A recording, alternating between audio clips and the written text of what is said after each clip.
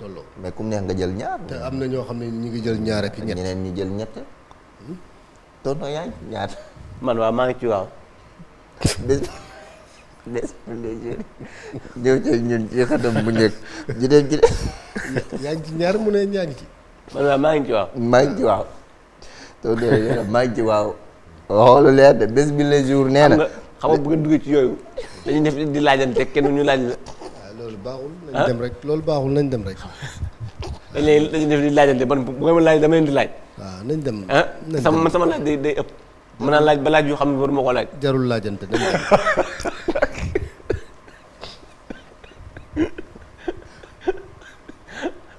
li laaj question boo gis am na ko mu arrangé wul bés bi les jours nañ bàyyi loolu tonton man laajatuma la léegi. maanaam yii daal di indi ay laajante rek. waa léegi maa la da may laaj ma laajaat leen. waa léegi maa la bu defee ñu xale bi wax li fi xale bi wax ak nangam parce que. waa léegi maa laajoon laajat. sama nijaay di génn na ci moom. croiser les bras Abdourahmane xoolal croiser les bras bi samay nikku ci bés bi les jours loolu la tey xoolal Abdourahmane bàyyiwul mu weer ci benn fan bés bi les jours nee na le spectre de juin dafa mel ni ak juin la ñuy xaar ci mois de juin fermeture des universités les étudiants en ordre de bataille pour la reprise des cours jamono ji ginnaaw ba ñu tëjee amphi ngir bañ a jàng ñoom étudiants yi la ñu bëgg mooy nañu tijji l'école bi ñu dem jàngi ji les bulletins de renseignement annoncent une atmosphère chaude maanaam li nga xamante ne moom may am ci ay xibaar mooy ne boo moytul nag ay yëngal dina nar a tàbbeeti des amicales de l'UCAD dispersées hier des arrestations à Diourbel des pro-Sonko ciblés une nouvelle suspension des cours à la FASEG depuis hier loolu yëpp jamono ji ci wàllu njàng meek njàngale mi yaw sa tonton mais école bi tijji bu yàgg booba léegi mënu ñoo fexe ba tàmbali seenum njàng loolu tamit waaw xam nga démb rek maa ngi public bi non université d'accord xam nga soo duggee université déjà boo duggee si université rek yaa ngi gis les stigmates des mooy njeexitalu mois de juin bi oui gars yi la ñu jaaroon ci université baag lañ fa def ak yooyu xam naa nag ils ont mis du temps quand même à réflexionner à repeindre à faire toutes ces choses là ba tax na xale yi fu nekk nii maa bañoon jàng léegi maa bëgg a jàng léegi nag bon vraiment état na ci taxaw nag pour nag ñu regagner quand même les amphis moom moo ëpp solo loolu moom mooy yoon tonton jàngalekat yi non seulement ñoom it nee nañ dañu bëgg ñu tijji tàmbali seen liggéey ñii jàng ne ñoom dañoo bëgg a jàng ndaxte année baa ngi dem di gën a ci mais la nga xamante ne naan ay du yem ci bopp borom te yenn saa yi looy rendi sa loxo lay naaj dafa mel ni li ñu doon tojo ko yàq ba weer yi ñu génn dafa mel ni looloo ñëwaat tey di am njeexital ci seen nekkin moo tax bala ngay def dara da ngay xalaat bala ngay def dara même mën nga mer même loo mer nga xool ëllëg nii li ngay yàq yaa koy jëriñoo tey mi ngi nii jàngalekat yi bëgg nañu jàngale ñii jàng bëgg nañoo jàngi mais am na lu dox ci diggante bi loolu nag mënoon na ñàkk mu ngi noonu bés bi le jour moo ko xëyee tey ngir xamle ko ak université que ngunum nga ñu fa nekkee jamono jilee ngir wax seen naqar enquête ñëw dëggal ko nee na l'université otage de la politique mu mel ni politique bi daf ci daal di rax politique bi daal moo jàpp ñett rek ñi nga xamante ne moo di université beeg njàng ak njàngale ma ña fa nekk jamono jilee indi coow lépp fermeture de l'UCAD l'université otage de la politique bu ñu demee ba ci njàng meeg njàngale mi politique bi daal di fa law njeexital bi doy na waar ñu dem ci Sud Quotidien immigration clandestine vers les USA maanaam États-Unis le règne de l'arnaque jamono ji ak arnaque gi ñenn ñi nga xamante ne xam nañ ne ndaw ñi dañoo bëgg a tukki te dañoo bëgg a tukki ci États-Unis rawatina moo tax ñu ci bëri ñu ngi ciy occasionné di arnaquer rek di nax ñu bëri di nax xale yi waaw di nax xale yi rek xam nga arnaque bi sax nga ci gis ak naxante rek yooyu mais le mal est beaucoup plus profond gars yi war nañ ci wax bu baax a baax parce que xale yaa ngi dee ci yoon bi de waaw xale yaa ngi dee ci yoon bi de façon boo xam ne nii saa yi kenn mënu la ko wax waaw ñii dañuy dox ba sonn dee. ñii ñu rey leen ñii ñu dogale leen lu ne ngi ci daal lu ne ngi ci. xam naa ni ñi nga xam ne nii dañoo xale yi nga xam ne nii dañoo bëggoon a jaar ci yoon woowu. ba di ko agité. koo wax mu naan la yoonu Nicaragua yoonu woowu baaxatul de parce que gars yi ñu ngi leen di kar ci yoon wi. ciblé nañ leen waaw ciblé nañ leen xam nañ ne léegi foofu la ñuy jaar. waaw ñu dem taxaw xaar leen fa bandi yeeg ñëpp ñi nga xamante ne bëgguñu ñu gars yi dem. voilà Sud Quotidien ñëw ceeg ñun ci xëtam bu njëkk yal nañu yàlla dolli sutura te sàmm yàkkam di teranga daal mën na jur bakkan bu wadd. yàkkam di teranga am nit li ne ci jawam. ala kulli xaal même bu nekkoon ci wërsëgam bu nekkoon ci tuñu gaynde sax dina ko lekk. wa ma min dabbatin fil ardi illa ala llahi rizquha boo gëmee alquran da ngay noppalu. xam ne lu jot ci yow rek yàlla def ko. incha allah wallaay ndeysaan mu ngi noonu l'observateur ñëw ak ñun ci beneen xët ci beneen xibaar nee na Macky confine ses ministres au Sénégal jamono ji président de la République Macky Sall ak ngir nag ñu wàcce ci terrain bi waaye tamit yeggali chantier yi jamono ji nag téye na benn ministre bu mu génn réew nag ñoom ñëpp nañu yeggali fi mu nekk ndax leen dese bëriwul moom journal bi l'observateur moo ñu ko xamleeg nee na Macky confine ses ministres au Sénégal le président décide de la restriction des voyages à l'étranger les représentations diplomatiques du Sénégal pour agir au nom de l'État ñu doon dem ngir naan état bi moom a yónni di tukkee ak ñenn ñi doon dem vacances ak ñoom seen ak ñoom ñëpp tawarkàlla président nee na leen des leen fii ndax li des bëreetul nañu gaawantu yeggali chantier yi waaye tamit dem sur le terrain ngir dadaan ndax élection yaa ngi ñëw l'observateur moo ko observé noonu ci xëtam bu njëkk ñu dem ci Vox Populi la mu Vox tey jilee nee na Sonko exige d'être ramené en prison yow Oustaz Sonko ginnaaw ci kàddu yi maître Ciré Clédor Ly di avocat bu Ousmane Sonko nee na Sonko la mu bëgg mooy nañu ko delloowaat ca prison ba donte ne yaramam dafa sutante bëggul nañ ñu nekk fii teraanga gañ koy defal nag foofu léegi ca pavillon spécial ak nangam sangam naan tout va bien nañu ko delloowaat ca prison ba mu yeggali xeexam waaw mu yeggali xeexam nañ ko delluwaat ci prison ba Vox Populi moom loolu la xam ne ci kàddu yi kii di maître Ciré Clédor Ly il est à craindre que Sonko ne laisse pas les autorités faire porter le chapeau de ce qui semble désormais prévisible aux autorités hospitalières maanaam li ko nar a dal bu fekkee ne dafa am lenn lu koy taggatembel ngir ñu ne non ca hôpital ba wala gars yi dafa feebaroon ak nangam sangam pour ne ñoom ñoo ko kii nee na li koy kii nañ ko yóbbu ca prison ba lu ko fay dal ñu xam ne looloo ko fa dal dafa xeex ba loolu dal ko fa Vox Populi ñëw ci ñun wala ci état bi la jóge mais bu fekkee tamit dafa yaramam dafa xaw a sudan tamit est-ce que ñu faj ko tamit dugal waaw parce que tey moom c'est son avocat moom mooy avocat moo wax de voilà avocat bi wax la moom lay wax moom bu nekkee moom c'est son avocat waaw et que Sonko ci boppam moom mi nga xam ne ni moom lañ ne yaramam dafa sutante dafa bëgg a dellu ci kaso ba mais ñoom bu ñu bindee rek l'autorité hospitalière mënu du ko amul droit teeku amul droit déedéet merci mais est-ce que bu boobaa tamit ab leneen lu xew ñoom responsabilité bi est-ce que du nekk ci ñoom déedéet duma lay faj par force loolu amul dëgg yàlla da nga faju par force wala dama lay faj par force kay lekk par force kay faju par force kay nelaw par force loolu amul parce que tamit waaw même buñ la waree opérer même buñ la waree buñ ko waree opérer waaw moo gën a moom même bu ñu waree opérer nit ki waaw kay ñu gis ne kii buñ ko opéré wul day loru day faatu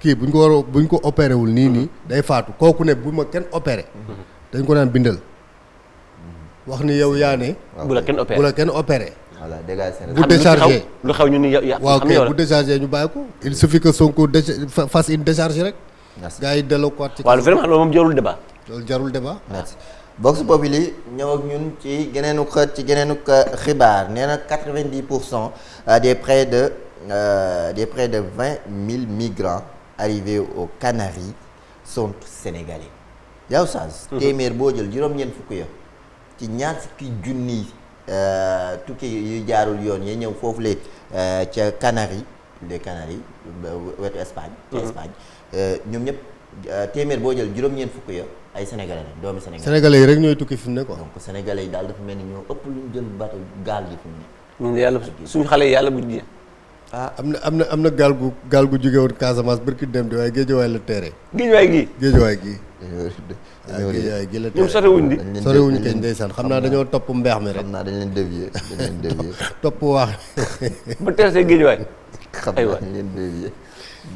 maa ngi dégg maa ngi seetaan benn vidéo waa ji naan moom daal def nañu juróom-ñaari fan ci biir géej gi dem nañu xam ak jaar nañu xam ak Cap Vert jaar nañu di wëndeelu ba teer si Guet Ndar ne waaye ne Guet Ndar lañ leen wàcce bi ñu leen wàccee Guet Ndar ne ati leen daw leen ne comme yaayam bi defaroon na ko benn ne yoon na benn sac boo xam yaayam da ko defaroon mburaake ak ay gerte caaf ba mënoon lekk ne bi mu wàccee ci tefes gi mu ne comme egsi naa Espagne doyatuma mburaake mi dara ak gerte gi ne day sànni sac bi ne ma dox tuuti gis ay voiture ne ma Espagne duñu am voiture ne ma doxaat tuuti ne li tax ma xam ne nag man nekkuma Espagne ne dama doxaat tuuti gis benn maire bu yor daam bay jën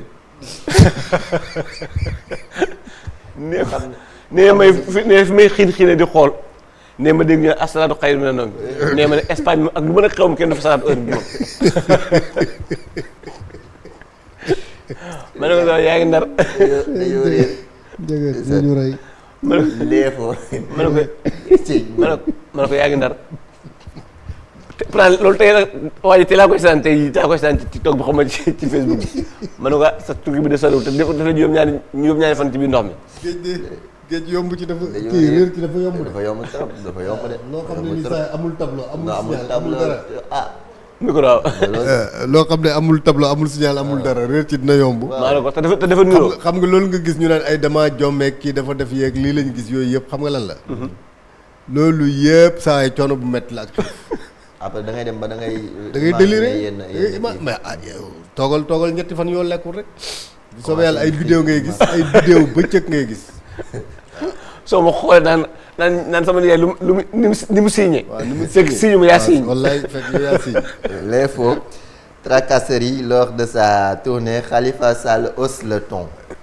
Khalifa Sall ak nañu tagga tembale lenn ca tournéem gam doon def daal dina yëkkati ay kàddoom naxarlu taxawaay ji ak blocage yi nga xamante ni jamono ji ñu ngi koy bloqué ñii di opposants yi ñu nekk ci l'opposition bi moom mi la di Khalifa Sall yëkkati na ci kàddu wax na xaram daal di wax ay dëggam jagleel ko nguurub Sénégal foofu ca département bu Fatick la ñu ko njëkk a bloqué moom leader bu taxawu Sénégal daal di avertir nag pouvoir bi ne ko lii ngeen nekkee xam ngeen ne dina saxal nekkinu doomu aadama yi fexe leen ba bu leen ko dàbbaliwaat sinon leneen lu ci génnaat ngeen xam ne yéen a ko dogal Khalifa Sall waxaat nit ne jamono ji kenn du ko daal di téye maanaam rien ni personne n'arrêtera notre tournée qui se poursuit au cœur du Saloum noonu la l'info daal di informé ci xëtam bu njëkk ñu dem ci les échos la mu yëgal ci écho bi di Ousmane Sonko ba tey ci opposition ba nee na kii di Ousmane Sonko ak la mu yëkkati ci kàddu Sonko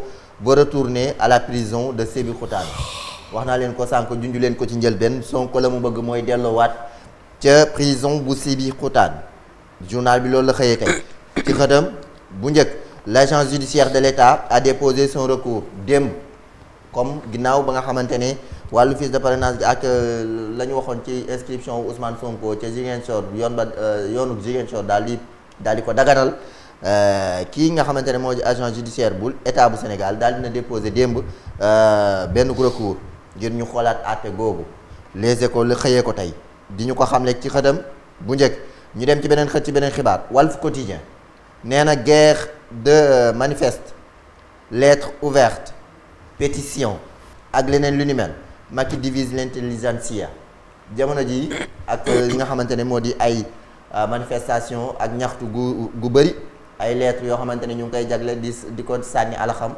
ak wàllum pétition yu ñu daal di tijji ngir ku ci ànd ak ku ci àndul mu mel ni nag intellectuels yi jamono ji rawatina ca université yaag bërëbu xam-xam yi ñu ngi nag ñii ànd nañ ci ñii ànduñu ci ku ci nekk yaa ngi cay fësal sa kàddu di ci yëy yàb bi Walf Quotidien ci doxalinu président de la République Macky Sall ak tolluwaayu réew mi ñu dem ci beneen xët ci beneen xibaar di le mandat la mu mandaté tey jilee nee na le lancement du premier satellite prévu en 2024 jamono jooju réception du centre des données du satellite bu njëkk bu Sénégal dinañ ko daal di lancé ci atum 2024 ki ñu ko xam léegi di journal bi Le Mandat moo ñu ko mandati tey jëlee ci xëdam mu njëkk immigration irrégulière rapatriement mardi de 184 migrants sénégalais ayant séjourné au Maroc yi ñu doon wax léegi ci wàllum way tukki gi gu jaarul yoon gi fii ak mardi maanaam tey jilee lu toll ci téeméer ak juróom-ñett fukk ak ñeent ci ay doomi Sénégal dinañ leen delloo si waat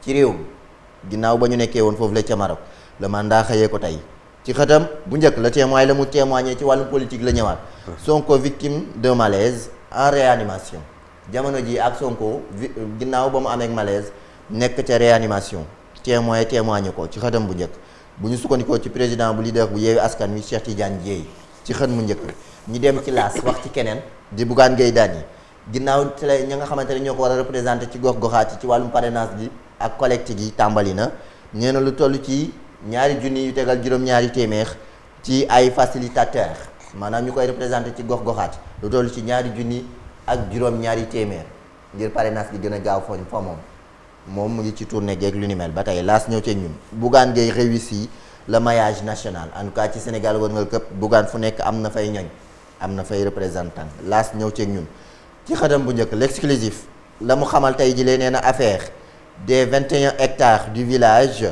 de Mbey grand rassemblement populaire Mbambilor sans dessus dessous le maire dans le collimateur wàllum coowal suuf foofu la ca Mbambilor askan wa xëyoon nañ ñaxtu lu toll ci ñaar fukk ak benn ci ay hectares ci village yu Mbey amal nañu benn rassemblement bu mag ñoom askan wi kañu joxoñ baaraam nag di ki nga xamante ne moo ni meeru gox ba di meeru Mbambilor même l'exclusif xëyee ko tey ci xëdam bu njëkk di ñu ko xamle ñu dem ci beneen xëddi tribune la mu yëgal ca tribune ba nee na gëm sa bopp mobilise ñaari junni ak juróom-ñaari téeméer comme ni ma leen ko junjee sànq facilitateur dans 555 communes di ñu xamle ci gox ya ñu nekk toll nañu ci juróomi téeméer ak juróom fukk ak juróom ci ay communes ak i gox-goxaan moom tribune loolu la ko xëyee tey di ñu ko xamle ci xëdam bu njëkk ñu dem ci l'évidence la mu wax ci évidence nee na collecte de parrainage bu ma jógee ci Bougane Gueye Dany dem ci état bu Sénégal tonton nga ñëw ci nee na la S2D pose 40 450 parrainages sur la table du président Sall bu ñu waxee Bougane Gueye Dany mu ngay am représentant fépp fu nekk lu toll ci ay ñaari junni ñoom ñii di S2D ñoom it nee nañu teg nañu 40 450 parrainages ci taabalu président de la République Macky Sall ci wàllu parrainage donte ne soxla woon ko ñoom xam nga parrainage moom Gallo boo nekkee sur le terrain di nga reeba sonn quoi comment ça se passe boo da ngay gis benn nit bu parrainé 4 personnes 4 candidats wala 5 candidats. ah bon boo ñëwee rek ñu jox la sa carte d'identité. mooy doublon yi.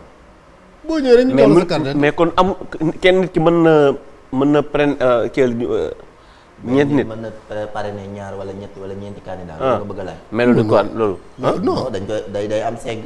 day am segg mooy doublon yi ñuy wax. mooy doublon yi ñuy wax. parce que bu ñu demee ba ci segg ñu bëri loolu moo leen di kale. mooy doublon yi ñuy wax c'est-à-dire yow ñu ngi lay parrainer rek nga defe ni am nga. àdduna li ci biir fekk boobu amoo fukki nit. waaw parce que ñi loolu nag Sandiaga ak Gala Daouda Sall parrainé nañu tonton El Badou. waaw ba pare parrainé ki nga xamante ne moo di Oustaz Pape Kane. waaw bu ñu ñëwee xool bu tonton El Badou ak bu Oustaz Pape Kane boobu day annulé wu déjà yow ñaar dina génn ci sa bos ñaar dina génn ci bos. xam nga boo dëkkee cib koñ. koñ ba nga am fa juróomi am di jàmm. juróomi am di jàmm yooyu ku ci nekk am candidat boo àndal. ku ci nekk ñëw jox la fiche da nga ko naan du ma la parrainé. doo ko man nga jël carte d'identité bi jox ko rek mu bind lu ko neex nga daal di jëlaat sa carte d'identité dugal sa poche jàpp sa njàmm. léegi bu ñëwee ba ci tama bi ñu lay ko. waaw. léegi nag nga am ñu wóor te am ñu wóor ba nag moom. moo jafe de. moo jafe nag laaj na lu bari moo tax gars yi naan dafa yomb yombul de parrainage gi seeg lantinoor. man moom benn kenn rek laa parrainé man Cheikh Omar rek laa yegg parrainé. Cheikh Omar Diagne waaw. Asfiya. waaw yàlla baax na xanaa yu ñaana ko man moom maa ngi ci Cheikh Omar quoi. yaa ngi ci. donte ne génnagul budget bi. mi ngi bëgg a yéex nag de. génnagul budget bi. te ba léegi deful démarche yi pour parrainage bi. mi ngi bëgg a yéex nag de. ngi yéex trop. xam naa daal gis nañu affiche bi daal. waaw gis nañu affiche daal. affiche lañ gisagum. affiche de yomb na. affiche daal lañ gisagum. man mi Babacar mën na maa def affiche. waaw man daal affiche daal gisaguma koppar gisaguma programme kàlla daal mu ngi noonu. kenn du faloo ci noonu de.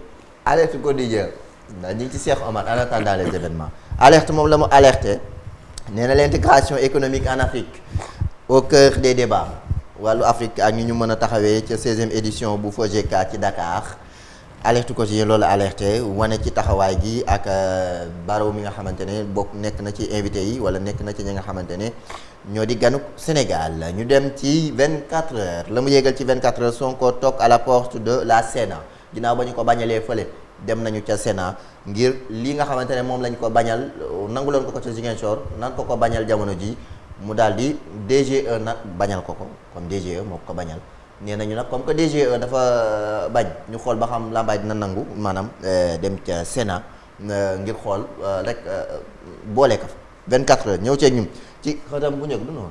ah noonu la kay. Sonko toog à la porte de la Sénat mu ngi noonu journal bi loolu la xëyee tey ci xëtam bu njëkk ñu dem ci wàllum tàggat yaram moom laa kay ndar keppe waaw ndar keppe. soxna Fatou Yelli Faye maa ngi koy nuyu bu baax di ko ziyaara sama professeur gëj naa ko dégg j'espère que mu ngi si jàmm. La poétesse. Le Bayern et le Real convoitent un 3e succès Ligue des Champions Bayern ak Real jamono ji ku nekk yaa ngay jéem a xool noo mën a def ba amaat ñetteelub ndam Ligue des Champions ci 3e journée bi tey jile ci talaata ji incha allah moom stade loolu la xëyee tey ñu dem ci beneen xët moom laa koy ndar keppee wala sax moom laa koy buuralee ndax ndar keppee wax naa ko pare moom laa koy buuralee. xam nga ci koy buurale waaw. sunu lamb Ama ouvre le bal contre Modou Lo VIP de Pikine en attendant Eumeu et Boy Niang jamono ji Ama daal dina tijji nag digganteem ak Modou Lo nga xamante ne. ñoom ñaar tijji wala mooy war a tijji. moo war a tijji ca VIP ya combat yu mag yi xam nga gëj nañ suivre combat bu mag nag combat mag gëj na am de. waaw ca VIP ay ñoom Modou Lo Eumeu Sène. man daal lambi léegi. waaw lambi léegi balaa ma ko gëm. ñu dem ba arbitre bi daa dox seen diggante nepp daal di waaw dafa bëri nag dafa bëri lu ñu am. y a eu tellement de report ñaata lamb la ñu reporté. bëri na bii rek. voilà moo tax dem ba ngay yaakaar ni lamb ji. man daal balaa ma ko gëm damaa gis arbitre bi dox seen diggante seex sifle bi. waaw sax yéen saa yi sax mën nañ dem ba ne pour nga gis gars yi commencé. doy na waaw sama baaraam daa kii. lamb yàqu na léegi. ak ni ñu ko daan defee événement. lamb yàqu daal léegi ñu ci football bi. sunu lamb ñëw ceeg ñun ci xatam. bu njëkk ñu tëjee ko ak la pensée du jour sa bu njëkk bi daa yeex pensée du jour Abdourahmane yaag borom socc bi. Babacar le grand célibataire de la maison. kàddu yi Serigne Babacar Sy Mansour la ñu koy tàmbalee.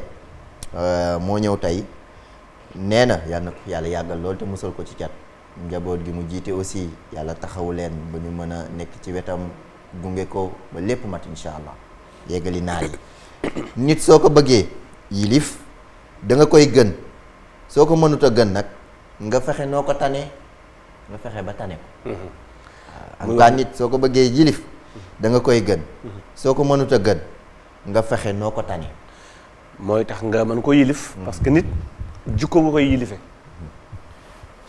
xam nga yonent sallallahu alayhi wasallam biñ ko laajee ku baax nan lay mel dafa ne ki baax mooy ki baax ci njabootam kooku mooy ki baax te ki baax ci njabootam mooy ki mën a yërëm ay njabootam kon nit boo ko bëggee yilif da koy gën d'abord koo gënul mënoo ko yilif su fekkee ne gënoo ko itam nga fexe boog ba tane ko waaw nga tane ko lu mu def ci rëcc nga am xolu man koo muñ dana tax nga mën koo yilif macha allah. lay ndeysaan macha allah tonton que vous inspire cette pensée. waaw moom mooy ni mu dundee rek moom ci boppam. mooy ni mu dundee rek. waaw toog ci ruqam xam nga dafa am benn tur bu ñu doon jox Serigne Cheikh Al Maktoum. yàlla yokku leeram. mooy góor gi ci ruq bi. waaye ki ne ci ruq bi ki dugg ci ruq bi actuellement mooy Serigne Babacar Sy Mansour. moom daal di tey nettali la mu wax waaye moom. kenn déggu lu mu wax. dëgg-dëgg. mu ngi ne cell rek jàpp njàmburam. xam ni léegi njabootu léegi moom. njabootu defe naa ni ngi leen di yilifa mooy yilifu kanaara. waaw dañuy jiitu. nga topp seen gannaaw noonu la ñu jiitale rek nag daal topp suñu gannaaw. waaye jikko la ñuy gënee nit. jikko nit koo gën. jikko nga ko gën.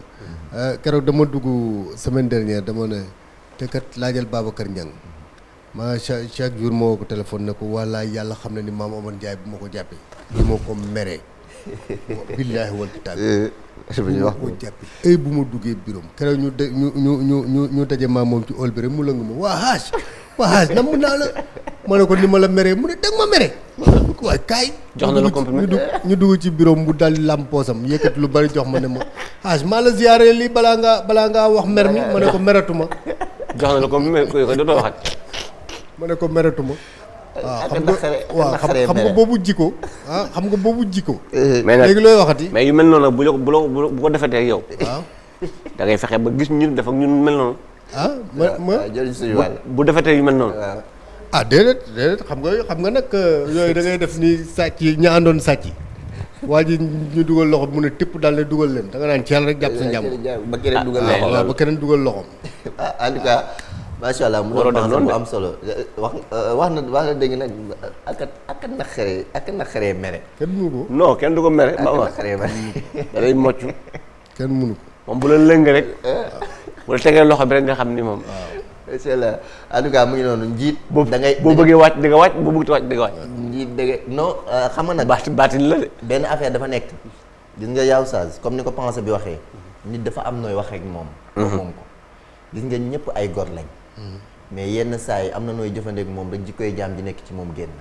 liñ naan nit ku nekk am na gaynde guy nelaw ci moom wala benn rab buy nelaw ci moom. ki koy yee mooy ki nga xamante ne seytaan la. mooy ki nga xamante ne moo ko respecté wala moo ko jox cëram. mais gor nag boo ko suturaalalee boo ko joxee cër rek yaa ko moom. loo bëgg ci moom mën nga ko am. ci nu mu gënee rafet. mais bu fekkee ne da nga ñëw ngir force wala da nga ñëw ngir jaay xëtër wala bëgg ko forcer ci mbir. ndax yow da nga ko jiite ba pare te bëgg koo jaay doole. bu fippoo amaana la nga doon def yëpp lépp lay màbbal. non maa la gën a dof moom da ngay dof maa la gën a dof. maa la gën a dof day dof yu bari day dof lu balaak moom. waaw ngeen àndoo yéen ñëpp dof la ngeen doon liggéey lépp yàqu. voilà donc c'est un bon exemple à suivre. yal nañu yàlla dolli sutura te may ñu xol may ñu flexibilité jiit dafay flexible dafay mën a ànd ak ñëpp. mën a jubóog ñëpp waaye ñëw ci kër bëgg xuloog ñëpp wala am ak ñëpp xaar ma yàlla ku wax nga ne yow yaa toog ku ñëpp tuf li nga tooy te bu yàggee doo mën a jiite kenn. loolu njiit yal nañu yàlla doon sutura. dëgg yàlla jikkoom rafet na. ah non il est extraordinaire moom dafa yaru. dafa yaru borom matériel. dafa yaru. borom matériel. moom Ndiaye dafa yaru waaw dafa yaru de. mais man dama ko gëj a gis. loolay wax ji. da nga gëj a gis. waaw man dama ko gëj a gis loolay wax ji. soo gisee nag leel gi dafa gën a weex tàll ba pare nag. yóbbanteel sikkim bi daa gën a sëq. yóbbanteel mais man dama bëgg man sama nijaay mi dinañ ko xam nga dafa féex dinañ ko takkal cravate. mu jël micro bi waaw gis nga de dina ma takkal cravate. dinañ ko takkal cravate. tàmm ko tàmm moo ciy daax parce que moom patron la cravate la tàmm. en tout cas man gëj naa ko gis. Mame Omar Ndiaye gëj naa ko gis. da nga ko gëj a gis. man daal ci vitre laa koy gis rek. yàgg na waaw vitre teinte la koy yow di ko ci jàmm. am na ñoo xam ne dañ koy gént rek. man nag mën na yow tey naa ko xaar. gëj naa ko gis. ne de leeru xaalis la leer de. ah bon waaw leeru xaalis la leer de. xam naa ne daal du ma nettali de waaye lu ma yëg mu siiw da ngeen leer na li ngeen wax fi yóbbante la te dana yegg ca noppam. mais man waxuma lu ay rek gëj naa ko gis la wax. xam naa li ngeen wax ko lu ay. kii ne leel kii ne. man daal keroog xam naa ne bokk na ma dugal ci bureau bi yëkkati xaalis bari. leel moom def na ko mu wax dëgg. bu dëgg de dëgg moom leel moom dëgg yàlla leel na moom leel na nag de dëgg yàlla moom mu dafa leel moom. wax dëgg yàlla wax nga ñu tàmbalee fii nii fii. xool ma ñu tàmbalee fii ci jéggi. ba fii moom dara amul kal. man dama dugal de gisuma yëguma dégguma sama yoon ne dëgg yàlla. xam naa ni boo ko abaloon sa sikkim bi xam naa ni boo ko abaloon sa sikkim bi mu taf ko ci. moo raw si daan moom dégg nga xaante ma ko moo raw si daan moom. boo gisee Zidane da gis nga Mame Omar wax dëgg yàlla. moo Zidane de dafa mel ni ñoo bokk ndey ak baay. leel bu xees pecc la leel bu xees pecc la leel koy wax dëgg yàlla.